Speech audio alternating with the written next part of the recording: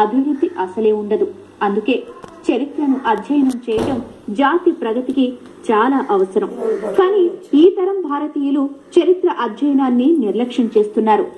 చరిత్ర అంటే కేవలం యుద్ధాలు, ఆ యుద్ధాల్లో గెలిచిన రాజులే కదా అనే భావన. కానీ చరిత్ర అధ్యయనంతో గతంలో మన పాలకులు చేసిన తప్పిదాల నుంచి నేటి తరం గుణపాఠాలు నేర్చుకోవాలి. మన భవిష్యత్తును తీర్చిదిద్దుకునేందుకు ఇది ఎంతో అవసరం. అయితే స్వాతంత్ర్యం వచ్చిన తర్వాత కూడా మన పాలకులు అదే బానిస విధానాలను కొనసాగించారు. మనదైన విలువలతో కూడిన విద్యా విధానాన్ని నిర్లక్ష్యం చేశారు. ఇంతకీ మన విద్యా విధానం ఎలా ఉండేదో తెలుసా? చదువుల చెట్టు. ఇది ఇవాల్టి ఇదే హైందవం.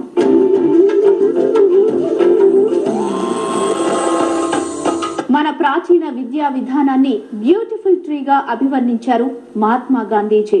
కానీ ఆ విద్యా వృక్షాన్ని ఆంగ్లేయులు కూకటి వేళ్లతో సహా పెకలించి వేశారు. తత్ఫలితంగా బానిస మనస్తత్వాన్ని పెంపొందింపజేసే మెకాలే విద్యా విధానం అమల్లోకి వచ్చింది.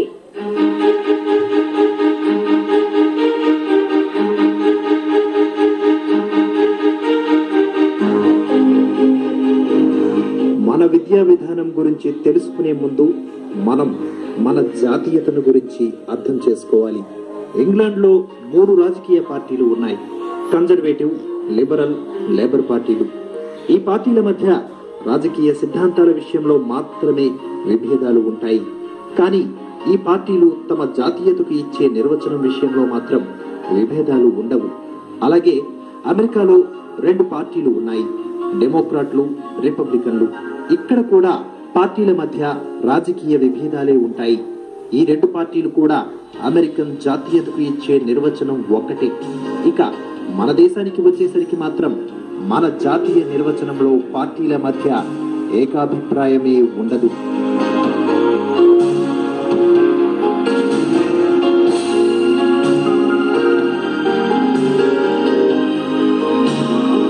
మన దేశంలో ఎన్నో జాతీయ పార్టీలు, ప్రాంతీయ పార్టీలు, ఇంకా ఎన్నో సాంఘిక సంస్థలు. వీటన్నిటికీ మన జాతీయత అంటే ఏకాభిప్రాయమే ఉండదు.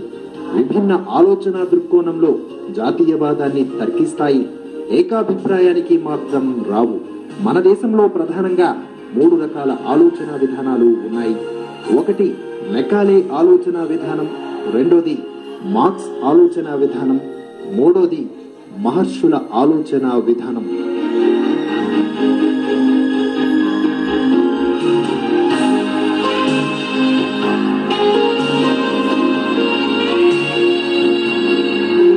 మెకాలేవాదుల ఆలోచన విధానం ప్రకారం భారత్ ఎప్పుడూ ఒక జాతి కాదు. బ్రిటిష్ వారు వచ్చాకే వారు మనకు ఒక కొత్త విద్యా విధానాన్ని, మొదటి ప్రధాని నెహ్రూనే సగర్వంగా ప్రకటించారు.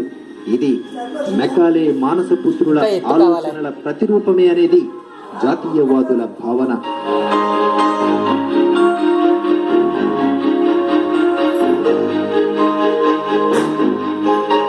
1929లో సంపూర్ణ స్వాతంత్ర్యం కోసం చెప్పి లాహోర్లో ఇండియన్ నేషనల్ కాంగ్రెస్ సమావేశం అయినప్పుడు జవహర్లాల్ నెహ్రూ ఆధ్వర్యంలో సంపూర్ణ స్వాతంత్ర్యం కోసం అందరూ తీర్మానించడం ప్రతిజ్ఞ చేశారు. స్వాతంత్ర్యం వచ్చింది, కానీ అటువంటి సంపూర్ణ స్వాతంత్ర్యం మనకు వచ్చిందా అని ప్రశ్న వేసుకుంటే మన విద్యా విధానం మనం ఏమి మార్చలేదు, తగినట్టుగా మార్చలేదు. అంచేత సరిగ్గా సరైన తోవలో నడవలేదు, పట్టలేదేమో అనుకుంటాం మన విద్య.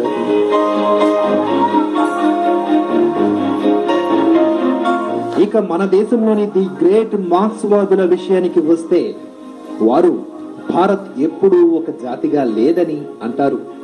భారత్ అంటే అనేక జాతుల కలయిక అని ఇప్పటికీ ప్రచారం చేస్తూనే ఉంటారు. దేశంలో వివిధ భాషలు మాట్లాడే వారంతా వేరువేరు జాతుల వారని, ఆ రకంగా భారత్ 16 నుంచి 20 జాతుల కలయిక అన్నది వారి వాదన. ఒకప్పటి Russia, USSR, union of Soviet socialist republics లాగా భారత్ కూడా భౌగోళిక సరిహద్దుల లోపల ఉన్న అనేక జాతుల సముదాయమని వీరి భావన. వీరిని మార్క్స్ మానసపుత్రులని కూడా అనవచ్చు. మన దేశాన్ని కమ్యూనిస్టులు పాలించి ఉంటే వారు కూడా యూనియన్ ఆఫ్ ఇండియన్ రిపబ్లిక్స్ అని పేరు పెట్టేవారేమో. వీరి దృష్టిలో భారత్ ఒక జాతి కాదు, బహుళ జాతుల దేశం. ఇది వారి ఆలోచన విధానం.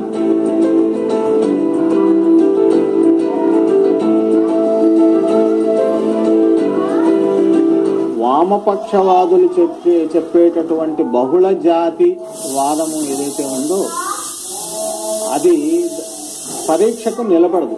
ప్రతి 2 యూరప్ దేశాలు యుద్ధాలు చేసుకుని లక్షలాది మందిని చంపుకున్న ఉదాహరణలే మనకి చరిత్రలో కనిపిస్తాయి. భారతదేశంలో అనేక రాజ్యాలు ఉన్న మాట నిజమే కానీ అది వైవిధ్యాన్ని దారితీసిందే కానీ విభేదాలకు విచ్ఛిన్నతకి దారితీయలేదు.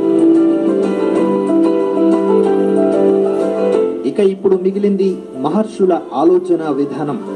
ప్రాచీన భారతీయ ఆలోచన విధానం ప్రకారం యావత్ భారతం ఒక జాతిగా ఉండేది, అలాగే ఉంటుంది. మొఘళ్ళు, పోర్చుగీసు వారు, బ్రిటిష్ వారు ఎవరు వచ్చినా మనం స్వాతంత్రం కోల్పోయామే కానీ ఒకే జాతిగా జీవించామన్నది వీరి ఆలోచన. ఈ ఆలోచన ధారకు చెందిన వారే సాధు సంతులు, యోగులు, ఋషులు. ఈ ఆధునిక కాలంలో ఆ పరంపరకు చెందిన వారు స్వామి వివేకానంద, మహర్షి అరవిందుడు, డాక్టర్ హెడ్గే వంటి వారు. ఈ జాతి అనాది అనంతం. ఈ భారత సంస్కృతి చిరు పురాతనం, నిత్య నూతనం అనేది వీరి భావన. వీరినే సాంస్కృతిక జాతీయవాదులని పిలుస్తారు.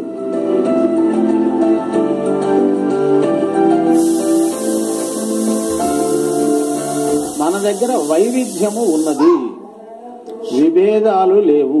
ఎందువల్ల అంటే విభేదాలు లేవు అంటే ఇతర దేశాలలో ఏదైతే రక్తపాతానికి, ఘర్షణలకు దారితీసిందో ఆ స్థాయిలో మన దగ్గర విభేదాలు లేవు.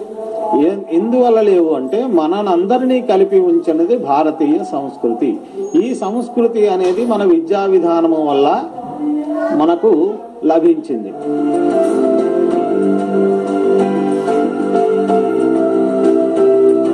ఈ దేశ మూల సంస్కృతికి వారసులైన మహర్షుల వాదాన్ని సమర్థించేవారే జాతీయవాదులు. మన దేశంలో స్వాతంత్రం వచ్చిన నాటి నుండి నేటి వరకు కూడా మెకాలేవాదులు, మార్క్స్వాదులు, సెక్యులర్ వాదులు, జాతీయవాదుల మధ్య జాతీయత విషయంలో నిరంతర ఘర్షణలు జరుగుతూనే ఉన్నాయి. ప్రసార మాధ్యమాల్లో చర్చోపచర్చలు జరుగుతూనే ఉన్నాయి. మన జాతీయత విషయంలో ఈ గందరగోళం నెలకొనడానికి అసలు కారణం మెకాలే విద్యా విధానం. ఇప్పటికీ మనం దాన్నే బేస్ చేసుకుని మన విద్యా వ్యవస్థను కొనసాగిస్తూ ఉన్నాం. భావి భారత పౌరుల మస్తిష్కంలో బానిసత్వ, ఆత్మన్యూనత ఆలోచన బీజాలు నాటుతూనే ఉన్నాం.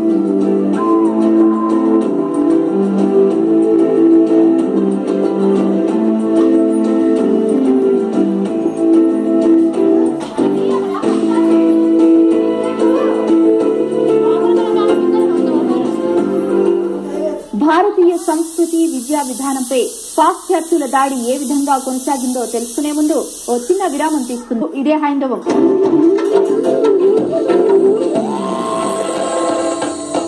భారత్ బంగారు గని, సర్వ సంపదలకు నిలయం. కొందరికైతే సోనీకి చుడియా. మన దేశంతో వ్యాపారం చేయాలని పాశ్చాత్య దేశాలు తాపత్రయపడ్డాయి. మన దేశానికి సముద్ర మార్గం కనిపెట్టాలని అదే పనిగా సముద్రయానాలు చేశారు. వచ్చిన తరువాత భారతీయ రాజుల మంచితనాన్ని ఆసరాగా చేసుకుని కుట్రలు, కుతంత్రాలు చేశారు. దేశాన్ని ఆక్రమించుకుని పాలకులయ్యారు. ఈ దేశ సంస్కృతి, సంప్రదాయాలను నాశనం చేసేందుకు వారు చెయ్యని కుయత్నమంటూ లేదు. ఆ కుట్రల పరంపరలో నుంచి వచ్చిందే మెకాలే విద్యా విధానం.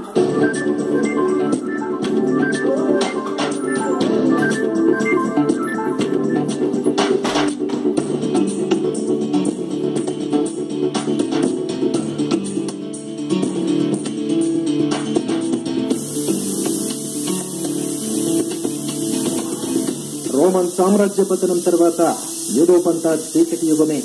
ఆ కాలంలో యూరోప్ లో దారిదోపిడీ సాహసకృత్యంగాను, దొంగలను సాహస వీరులుగాను, బానిస వ్యాపారులను వర్తక శ్రేష్ఠులుగాను భావించేవారు. బానిస వ్యాపారం యూరోప్ దేశాల్లో వాణిజ్య విప్లవంగా గుర్తించబడింది. యూరోప్ అంతా చీకటి యుగంలో ఉన్నప్పుడు మన దేశం సర్వసంపదలతో తొలుతూగుతూ ఉంది. మన దేశానికి సముద్ర మార్గం కనిపెట్టి వ్యాపారం చేయాలని తాపత్రయపడ్డారు. ఈ క్రమంలో భాగంగా క్రీస్తు శకం 1486లో డియాజ్ అనే యూరోప్ నావికుడు గుడ్ హోప్ అగ్రం చుట్టి వచ్చాడు. ఇటు క్రీస్తు శకం 1492లో కొలంబస్ ఇండియా కోసం వెళ్లి అమెరికాలో అడుగు మోపాడు. క్రీస్తు శకం 1498లో వాస్కోడి గామా మన భారతీయ వ్యాపారి ఓడను అనుసరించి భారత్ లో ప్రవేశించాడు. 16వ శతాబ్దంలో కెప్టెన్ కుక్ ఆస్ట్రేలియా, న్యూజిలాండ్లలో అడుగు పెట్టాడు. ఇంకా డేవిడ్ లివింగ్స్టన్ స్టాన్లీ, స్పెక్ అనే నావికులు ఆఫ్రికా చేరారు. 400 ఏళ్లలో ఐరోపా దేశాలు దోపిడీ దేశాలుగా మారిపోయాయి. Latin America, Bharat, Africa, Australia దేశాలను 1950 వరకు లూటీ చేసి వదిలిపెట్టాయి.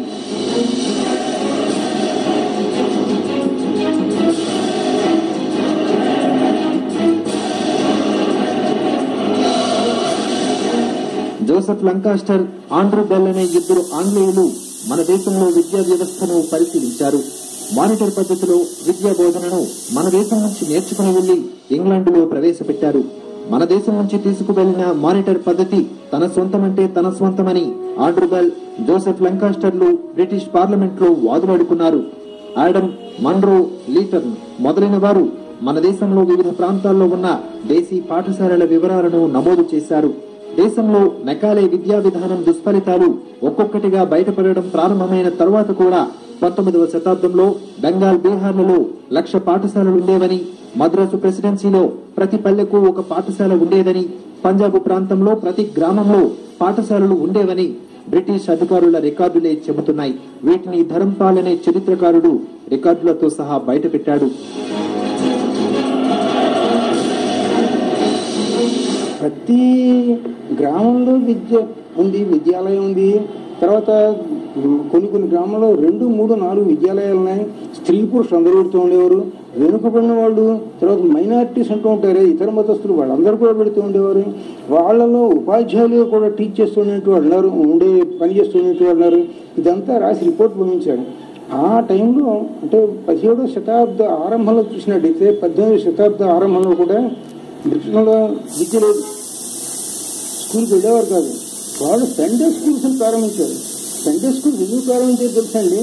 వాళ్ళు దాని ద్వారా బైబిల్ చదువుకుంటారేమో అనే ఉద్దేశంతో దానికి కూడా తాగుతూ వచ్చేవారట. నేను ఏదో కలిపి చెప్తున్నాను కదా. ధర్మపాల అనే ది బ్యూటిఫుల్ ట్రీ అని ఇంగ్లీష్లో రాశారు. అలాగే చదువుల చెట్టును తెలుగులో కూడా తిరిగించబడింది. దానిలో ఈ విషయాన్ని చెప్పారు. మన దేశంలో విద్యకు అవసరమైన నిధులు 3 రకాలుగా ఉండేవి. ఖాల్సా, చకరెన్ జమీ, బాజీ జమీ పేరుతో పన్నులు వసూలు చేసేవారు. ఇందులో ఖాల్సా ప్రభుత్వ ఖజానాకు చేరే ఆదాయం. మిగిలిన 2 రకాల ఆదాయాలలో బాజీ జమీ అనే ఆదాయం విద్య, వైద్యం కోసం ఖర్చు చేసేవారు. రాజులు, రాజ్యాలు మారినా ఈ వ్యవస్థ కొనసాగింది. దేశంలోని అన్ని పాఠశాలలకు, ఇతర విద్యాలయాలకు బాజీ జమీ నుంచి నిధులు సమకూరేవి. అయితే బ్రిటిష్ వారు క్రమక్రమంగా భూములన్నింటినీ ఖాల్సా తరగతి కింద చేర్చారు. ఫలితంగా మరింత సంపద బ్రిటిష్ ఖజానాకు జమకట్టబడేది. ఈ ఖజానాను తర్వాత ఇంగ్లాండ్కు తరలించేవారు. దీన్ని బట్టి బ్రిటిష్ పాలకులు మన దేశీయ విద్యా వ్యవస్థను ఎలా నాశనం చేశారో తెలుసుకోవచ్చు.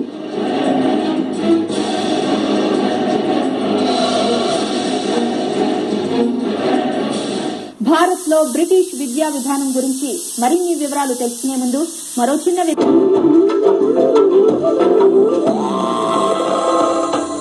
మన దేశంలోని పాఠశాలలను ప్రాచీన కాలం నుంచి పరంపరగా కొనసాగుతూ వస్తున్న విద్యా వ్యవస్థను చూసి బ్రిటిష్ పాలకులు ఖంగు తిన్నారు. తమ పాలనను సుస్థిరం చేసుకోవాలంటే విద్యా వ్యవస్థను సమూలంగా మార్చేయాలనే కుట్రలకు తెరతీశారు. ఈ కుట్రలను అమలు చేసే ముందు దేశవ్యాప్తంగా ఓ సమగ్ర సర్వే చేయించారు. ఆ రికార్డులను క్షుణ్ణంగా పరిశీలించి నివేదికలు రూపొందించారు. ఇంతకీ ఈ నివేదికలో ఏముంది?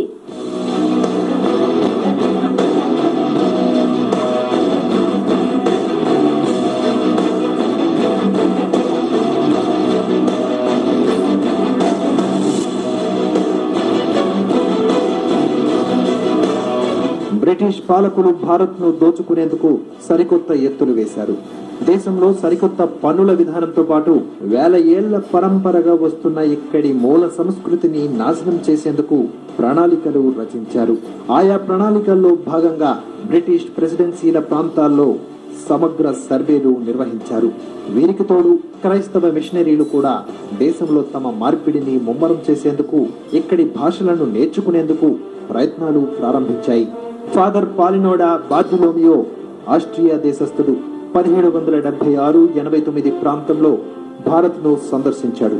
మన దేశంలోని విద్యా విధానంతో పాటు తన పర్యటన అనుభవాలను కలిపి వోయేజెస్ టు ద ఈస్ట్ ఇండియా గ్రంథాన్ని రాశాడు.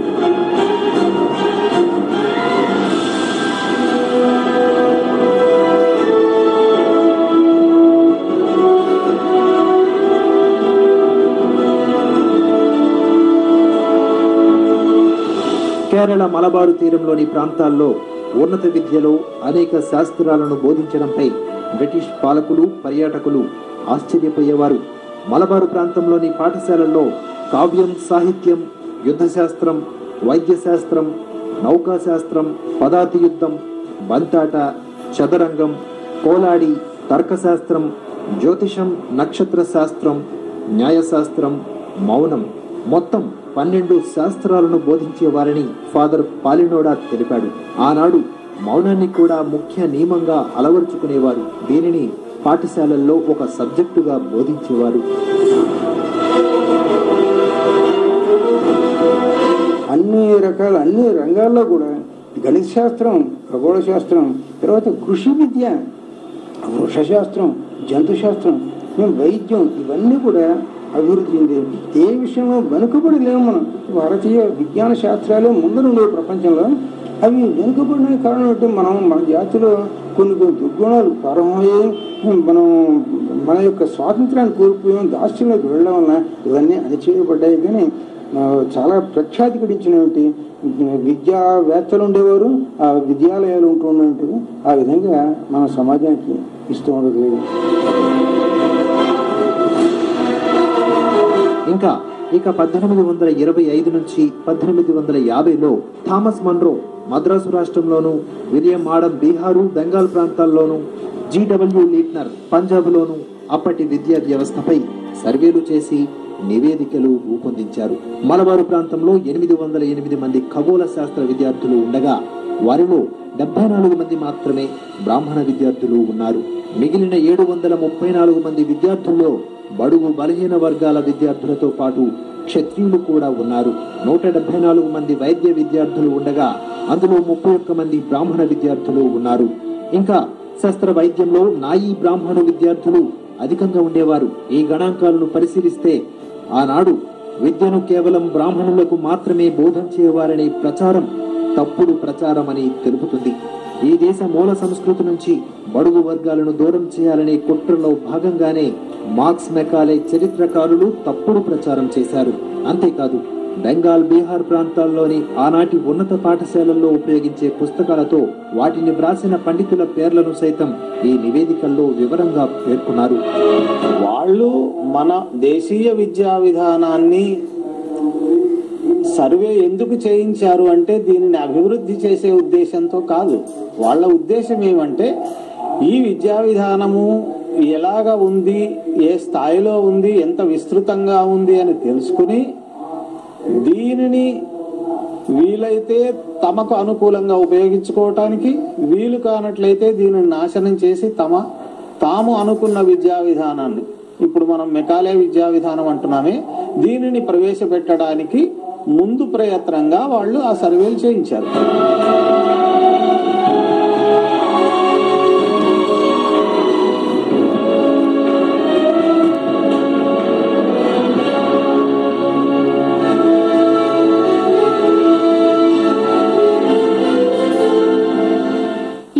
సంస్కృతిని, సమాజాన్ని అధ్యయనం చేసే సాకుతో నిమ్న కులాలు, గిరిజనుల మీద బ్రిటిష్ పాలకులు దృష్టి కేంద్రీకరించారు. వారిని హిందూ సమాజం నుంచి వేరు చేసే సిద్ధాంతాలను సృష్టించాలని కుట్రలు చేశారు. ఆ తర్వాత ఈ సమూహాలను క్రైస్తవంలోకి మార్చడం ద్వారా హిందూ సమాజాన్ని నాశనం చేయడమే లక్ష్యంగా ఇంగ్లీషు విద్యా విధానాన్ని ప్రవేశపెట్టారు.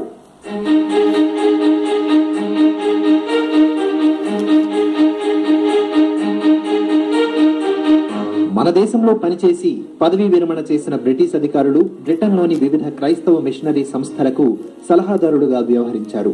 మిషనరీలు వలస దేశాలలో సాగించే మత మార్పిడి కార్యకలాపాలకు ఈ మాజీ అధికారులు సాయం అందించేవారు. బ్రిటిష్ రాజకీయ ప్రయోజనాలు, క్రైస్తవ మిషనరీల మత ప్రయోజనాలు ఒకటే కావడంతో ఆ ప్రయోజనాలు సాధించుకోవడానికి మిషనరీలు, బ్రిటిష్ ఉద్యోగుల మధ్య సహకార సమన్వయ వ్యవస్థ కూడా ఉండేది.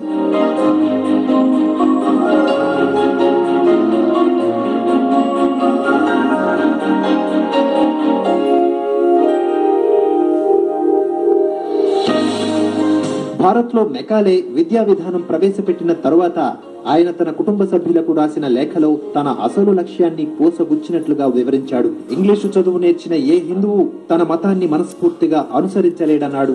మరికొందరు విగ్రహారాధనను వదిలివేస్తారని, ఇంకొందరు క్రైస్తవ మతంలోకి మారిపోతారని కూడా మెకాలే ఆ లేఖలో తెలిపాడు.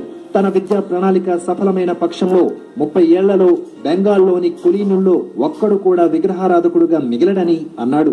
ఇదంతా హిందువుల మత వ్యవహారాల్లో తాము జోక్యం కల్పించుకోనవసరం లేకుండా కేవలం విద్యా వ్యాప్తి ద్వారా సాధించవచ్చు.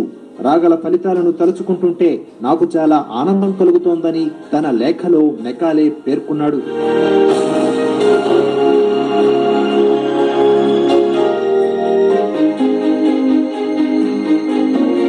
ఈ దేశాన్ని పరిపాలించాలని నిత్యంగా ఇక్కడ ఉన్నటువంటి వ్యవస్థను నాశనం చేయాలని ప్రయత్నం చేశారు. విద్యా వ్యవస్థను కూడా నాశనం చేశారు. మెకాలే విద్యా విధానమే ఏ మార్పులు చేయకుండా ఈనాటికి మనం తీసుకుని నడిపిస్తున్నాం. కాబట్టి ఈ ప్రయత్నం చాలా తక్కువ జరిగింది. అందుకని మనం వైట్ కలర్ పర్సన్స్ చూసినా వాళ్ళు చెప్పాలంటే దొంగ అవుతున్నారు. అంటే ఇన్ జనరల్ చెబుతున్నాను, నేను ఎవరిని పర్టికులర్గా అనలేదు. మేము పెద్ద పెద్ద బ్యాంకు నుంచి వచ్చేస్తున్నటువంటి వాళ్ళు డైరెక్టర్స్ అవుతున్నాం అనుకోండి, డిగ్రీ తక్కువే కదా వాళ్ళకి. కానీ అసలు ఈ హృదయం లేదు, హృదయాన్ని స్పందింపజేసే విద్య లేదు. స్వాతంత్రోద్యమ కాలంలో అనేక మంది జాతీయ నాయకులు భారతీయ విద్యా వ్యవస్థ, వృత్తులు, పరిశ్రమలు, వ్యవసాయం మొదలైనవి బ్రిటిష్ వారి చేతిలో ఎలా నాశనమయ్యాయో వివరిస్తూ అనేక రచనలు చేశారు. దాదాబాయి నౌరోజీ, లజపత్ రాయ్, రమేష్ చంద్రదత్, గాంధీజీ ఉపన్యాసాలిచ్చారు. 1931లో గాంధీజీ లండన్ పర్యటించారు. అప్పుడు ఆయన లండన్ చాథమ్ హౌస్ లో ఉపన్యసించారు.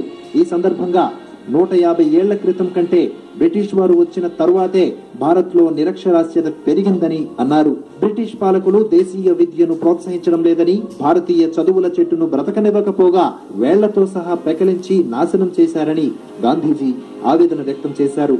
మహాత్మా గాంధీ గారు 1930లో రౌండ్ టేబుల్ కాన్ఫరెన్స్ పెడితే మీరు వచ్చాక మా దేశంలో లిటరసీ 50% తగ్గిపోయిందన్నారు.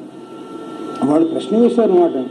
ఏమిటి దీనికి ఆధారం ఏంటంటే, ఆధారం ఇప్పుడు చెప్పలేము కానీ ఇది నిజం అన్నారు గురూజీ గాంధీజీ. ఆ తర్వాత ధర్మపాల్ అనే గాంధీయన్ ఇంగ్లాండ్ వెళ్ళి ఆర్క్యూస్ అన్నింటిలోంచి తీసి ఈ ప్రెసిడెన్సీలో ఉండేటువంటి గవర్నర్స్ ఏ రిపోర్టులు పంపించారు రిపోర్టుని తెచ్చుకుని చూసి అధ్యయనం చేసి ది బ్యూటిఫుల్ ట్రెజర్. ఈ విషయంపై గాంధీజీకి హార్టోగ్ అనే school of oriental and African studies సంస్థ వ్యవస్థాపకుడికి వివాదం కూడా నడిచింది. గాంధీజీ సహచరులైన దౌలత్ రామ్ గుప్తా, ప్రొఫెసర్ కేటీ షాలు కూడా పరిశోధనలు చేసి ఆధారాలతో వీటన్నింటినీ నిరూపించారు.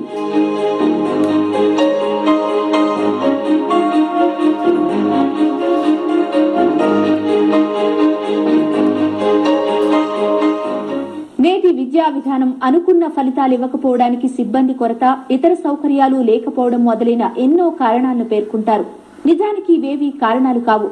స్వాతంత్రానంతరం విద్యా ప్రణాళిక రచయితలు గత 200 సంవత్సరాల భారతదేశీయ విద్యా చరిత్రను విస్మరించడం, ఆ చరిత్ర నుంచి గుణపాఠాలను గ్రహించలేకపోవడమే విద్యా ప్రణాళికల వైఫల్యానికి ప్రధాన కారణం. చరిత్రను విస్మరించే జాతిని ఆ చరిత్రే కాటువేయడం గ్యారంటీ. ఇప్పటికైనా హిందూ సమాజం మేల్కొనాలి. ప్రాచీన భారతీయ సంస్కృతిని ప్రతిబింబించేలా నూతన జాతీయ విద్యా విధానం రావాలి. ఆ దిశగా మన పాలకులు, విద్యావేత్తలు కృషి చేయాలి.